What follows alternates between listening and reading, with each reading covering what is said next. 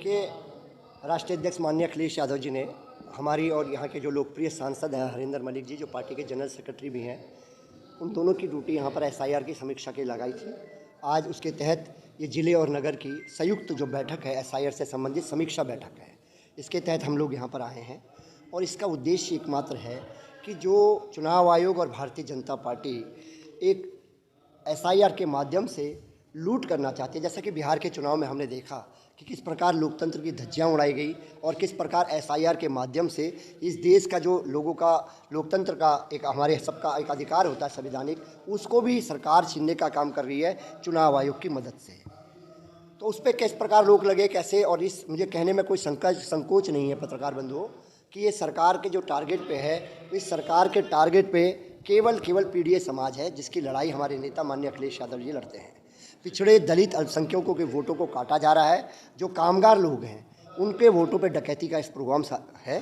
उसके तहत हम लोग कोशिश कर रहे हैं समाजवादी पार्टी के प्रदेश स्तर पे, जिले स्तर पे, महानगर स्तर पर, ग्राम स्तर पे और राष्ट्रीय स्तर पे इस काम को आगे बढ़ाया जाए और ज़्यादा से ज़्यादा वोटों को जोड़ा जाए। जिस चुनाव आयोग का काम इस देश में पहले ये होता था कि किस प्रकार वोटों को बढ़ाया जाए और उसका सरलीकरण करके लोगों को उससे जोड़ा जाए, तो निश्चित तौर पे एक नफरत की सरकार जो उत्तर प्रदेश में चल रही है उसका उद्देश्य है कि किस प्रकार लोगों के वोटों को काटा जाए, क्योंकि ये नफरत के बीज बोते हैं और ये लोग, इनका मुख्य उद्देश्य होता है कि लोगों को बांटे।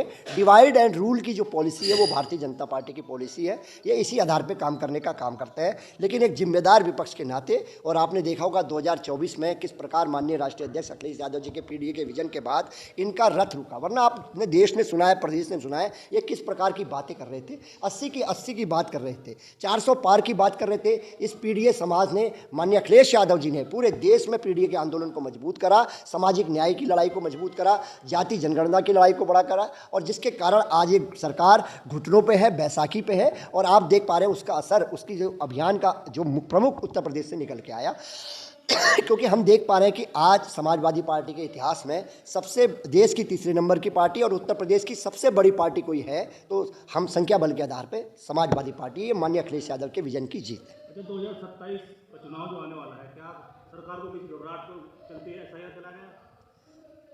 देखिए 2024 से ये लोग डरे हुए हैं और कि आपने देखा होगा ये डबल इंजन की जो सरकार है वो आपस में इनके इंजन कितने टकरा रहे हैं। ये मुख्यमंत्री को बदलने के लिए चाहते हैं लेकिन चाह के भी नहीं बदल पा रहे हैं। तो इनकी जो लड़ाई है वो सड़कों पे, और देश की जो कहता है कि हम विश्व की सबसे बड़ी पार्टी हैं, कितना दुख का विषय। एक राष्ट्रीय अध्यक्ष जो 1.5 साल से लटका हुआ है, अपने राष्ट्रीय अध्यक्ष का फैसला नहीं कर पा रहे, आपस में लड़ाई कितनी भारतीय जनता पार्टी के अंदर है, ये देश और प्रदेश समझ पा रहा है।